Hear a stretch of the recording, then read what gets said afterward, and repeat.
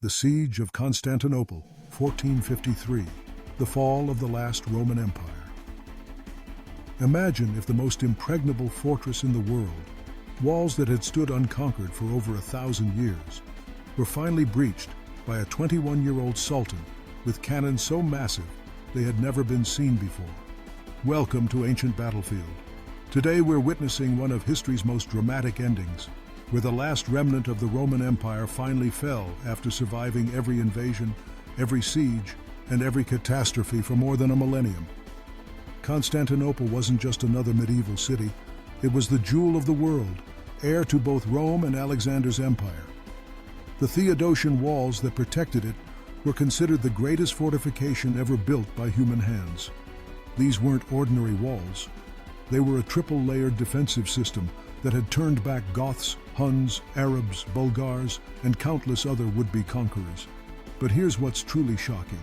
By 1453, this once mighty empire had shrunk to almost nothing. The Byzantine Empire that had once controlled the Mediterranean was reduced to Constantinople itself and a few surrounding territories. Emperor Constantine XI ruled over perhaps 50,000 people, defended by maybe 7,000 soldiers, against the greatest military machine of the medieval world. Young Sultan Mehmed II had dreamed of conquering Constantinople since childhood. This wasn't just about territorial expansion. It was about fulfilling a prophecy that the Ottoman ruler who captured the Red Apple would become the greatest sultan in history. What happened next will blow your mind. He spent 2 years planning the most elaborate siege in medieval history. The Ottoman army that surrounded Constantinople in April 1453 was like nothing the world had ever seen. Over 100,000 warriors from across the empire, Janissary elite troops, Anatolian cavalry, European irregulars, and most terrifyingly, a massive artillery train that included cannons larger than any ever built. Here's where it gets really interesting. The star of this siege wasn't a general or a warrior, but a Hungarian engineer named Orban. This man had offered his services to the Byzantines first, but they couldn't afford to pay him. So he went to Mehmed instead and built him a cannon so enormous it required 60 oxen to move and could fire stone balls weighing over 600 pounds. Can you imagine the psychological impact when the Byzantines first saw these monster cannons being positioned outside their walls? These were defenders whose ancestors had witnessed the walls turn back every siege for over 1,000 years. Suddenly, they were facing weapons that seemed to come from another world entirely. The bombardment began on April 12, 1453, and the sound could be heard for miles. The massive stone balls smashed into walls that had never been seriously damaged before, sending shockwaves through both the defenders and the watching world. But that's not the most amazing part. The walls held, even against this unprecedented assault. The truth is even more incredible than the initial bombardment suggests. The Byzantines, despite their tiny numbers, proved that they were worthy heirs to the legions of Rome. Led by Emperor Constantine XI and the Genoese warrior Giovanni Giustiniani, they repaired the walls each night, fought off assault after assault, and turned their ancient city into a fortress worthy of legend. What the defenders couldn't have predicted was Mehmed's most brilliant stroke. When his direct assaults failed to break through the Golden Horn chain that protected Constantinople's harbor, he did something that defied all military logic. Here's where it gets really interesting. He moved his entire fleet overland, dragging 70 ships across a hill and into the Golden Horn behind the Byzantine defenses. Imagine being a Byzantine defender and waking up to see Ottoman ships where ships had never been before. It was like magic, and it opened up an entirely new front that the tiny garrison simply couldn't defend. The noose around Constantinople was tightening with each passing day. The final assault came on May 29, 1453, beginning before dawn, with an attack by irregular troops designed to exhaust the defenders. Wave after wave crashed against the walls, with the Byzantines somehow holding on despite their desperate situation. But here's what's truly shocking. Just when it seemed they might survive another assault, disaster struck. Giovanni Giustiniani, the brilliant Genoese commander who had organized much of the defense, was wounded and carried from the walls.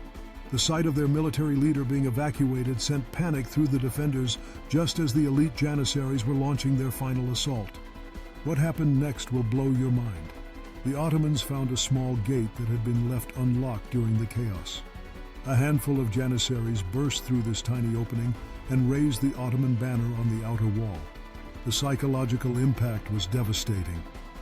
After 55 days of siege, the sight of enemy flags flying over the legendary walls broke the defenders' morale completely. Emperor Constantine XI, last heir to Caesar and Augustus, chose to die like a Roman.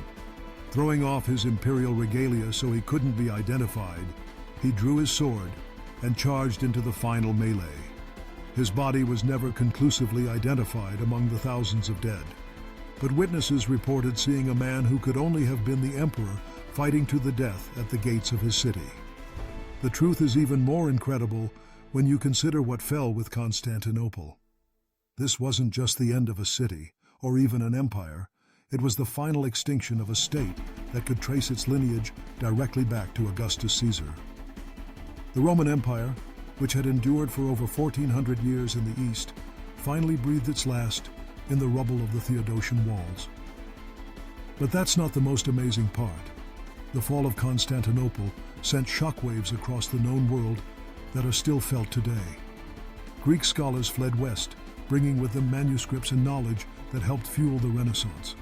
The Ottoman Empire emerged as a global superpower that would dominate Eastern Europe and the Middle East for centuries.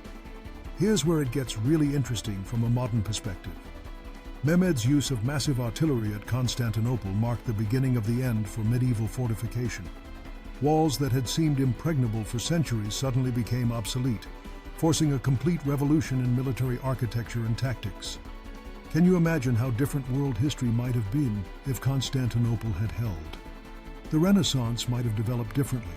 The Ottoman expansion into Europe might have been stopped, and the balance between Christianity and Islam might have evolved along completely different lines.